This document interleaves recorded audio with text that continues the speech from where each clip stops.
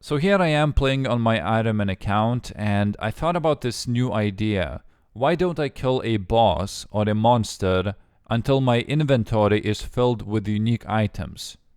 And I cannot leave the place, I cannot go to bank, I must stay in the same place until my inventory is filled up with those unique items. So this time I chose Dagonoth Kings because those are quite easy. I think I can pull that off, and I only chose to kill Rex and Prime, no Supreme.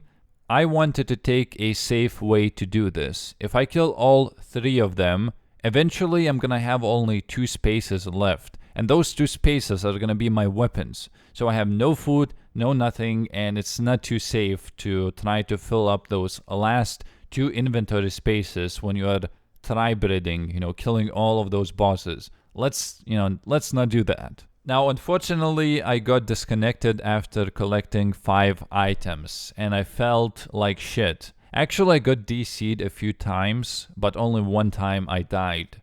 And I decided to just continue. Just ignore the death because, it's not my fault. I didn't die because I sucked. I died because my internet DC'd. So I came back with the same items, same charges on my weapons, nothing changed, and I continued. Okay, my inventory. I want to talk about that.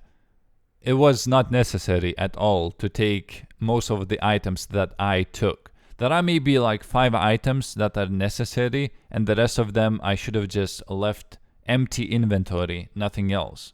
Because for the first half of the trip, it's really nice if you have overloads and you have like super restores and Celadon brews, but eventually you're gonna run out of those items. And you still have to camp this place for the next 10 hours. So you're gonna have to get used to spending no supplies during those 10 hours. So really, I see no point in taking inventory. It may make it a little bit easier, but just do it the manly way since the beginning. No supplies, all you have to use is Excalibur and your abilities to heal, and that's it.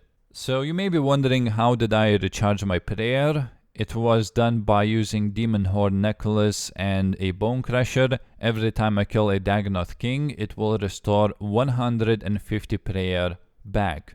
So that means I can use Soul Split to heal myself.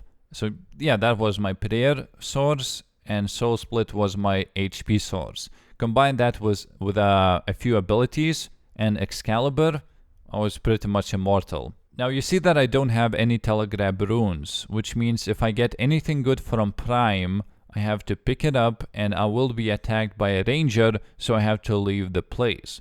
Now that was the case for only half of the cases, I guess, because sometimes my pet would pick up the item. You can see the pet just goes in, picks up the item, goes back with the item to me, and I have a dragon hatchet in my inventory, or a mud battle staff. That happened, but sometimes he will pick up the wrong item because it was my fault.